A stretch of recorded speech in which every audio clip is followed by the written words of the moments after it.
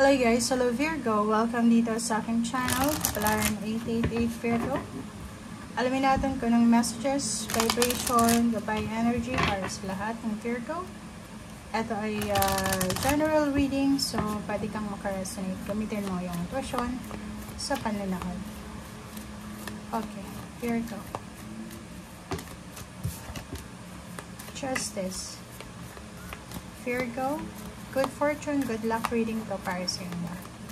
Tingnan natin kung ano yung good luck and good fortune na balita para sa inyo. Wow! Closure and justice.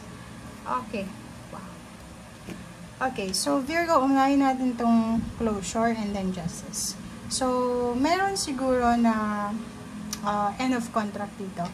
So, possible na tapos na yung pag-aaral mo, tapos na yung pagre-review mo, tapos na yung pag-apply ng trabaho. So, the next stage ka na. Okay? So, dito sinasabi, pwedeng may end of contract or end of something na positive para sa'yo. Kasi pag may endings, may new beginnings. Pwedeng isa kang OFW or paano man. Itong pag-end na to, pag-close na to ng isang yugto sa buhay mo, ay posibleng magdadala to sa'yo ng good karma and justice. So, kung may mag-close na contract, syempre may another contract ka na pipirmahan. And kung mayroon kang kaso na pinagdadaanan sa ngayon or involve yung family members mo, sinasabi sir dito na tapos na. Okay? Tapos na. Close na siya. It's a ending. It's a closure. And sinasabi na papabor sa'yo yung estisya. Okay? Justice is yours. Positive endings, new beginnings, alpha and omega. Okay.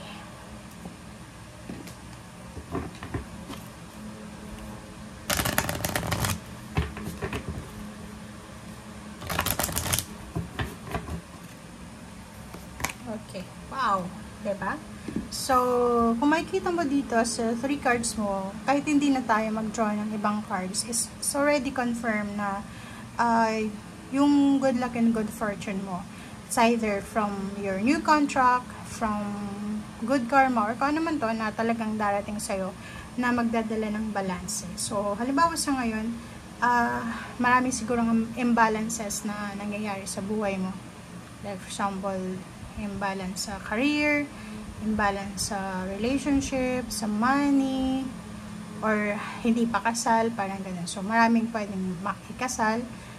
May pipirma ng bagong kontrata, renewal of contract, renewal of vows. Pwedeng tapos na yung pagpapatayo ng bahay, tapos na yung paghihintay, tapos na yung hinuhulugang mga utang. So, it's a new beginning. It's a balance card. It's a balance, yin and yang.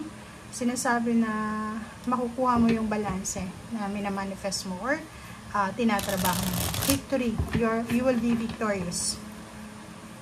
And successful.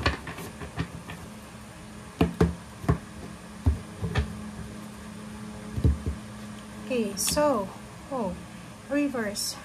Reverse the 9 of Pentacles. So, nakikita ko sir dito, siguro several years, 9 months, 9 years, 9 weeks. Siguro marami kang mga pinagdaanan. Yung parang distracted ka, disappointed ka. Yung parang ganun. Yung ginawa mo yung best mo, pero end of the day, distractions. End of the day, walang nangyari. Parang ganun. So, eto siya. Okay? Ito yung pinagdaanan mo. Okay? Kaya, meron ditong 3 cards ng justice, closure, and yin and yang kasi yun yung magtatapos sa buhay mo. So, ibig sabihin, yung mga financial problems, financial losses na nagdadala sa'yo ng stress, ng depression, ng anxiety, ng sleepless nights, ay siyang posibleng rason kung bakit ka nai-stress dati. Yung stagnation mo, siya yung magtatapos. Okay? So, yun. Kinaklaro lang sa'yo dito ng ating cards na ano mang pinagdaanan mo to, yung hindi ka makatulog sa isip ng isip mo, ano ba yung gagawin mo, ay posibleng magiging balance na yan. Okay? So, new offers diba? Ang galing. Dito yung aces. Aces is new beginnings. This one is closure. So, alpha, omega, beginnings, endings. So, ganun talaga. Kung gusto mong magbago, makapagsimula ng bagong buhay, kailangan matapos yung isang bagay. So, dito, new contract, new offers, job offer, career offer. Dito naman is pwedeng offer of new relationship, may reconciliation, new love, your relationship, or anything.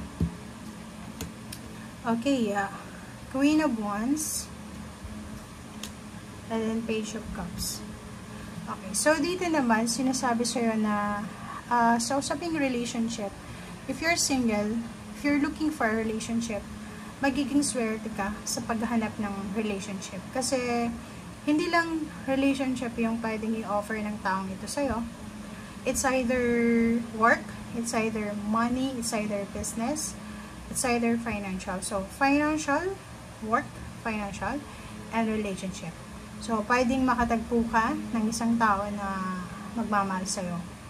Sa loob ng trabaho, sa loob ng company, sa loob ng business, or pwedeng siya yung pinaka-boss mo, or pwedeng heads mo, or ikaw yung head, yung nasa bottom mo.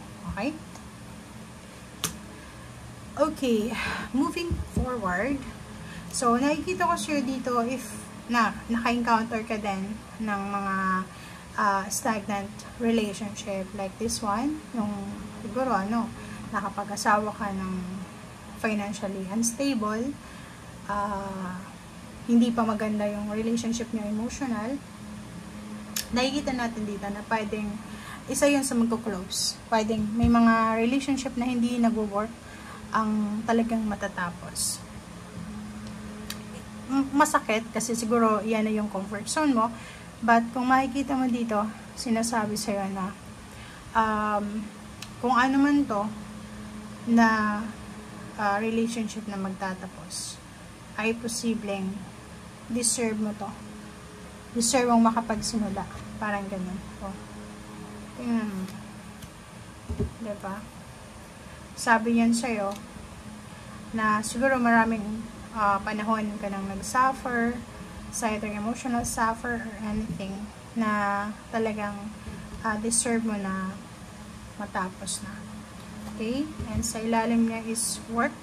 So, nakikita ko sa'yo dito, like, sa work din, siguro may mga Virgo na pagod ka na sa trabaho mo, pagod ka na sa business mo, and hindi pa rin nagbabago yung takbo ng financial flow.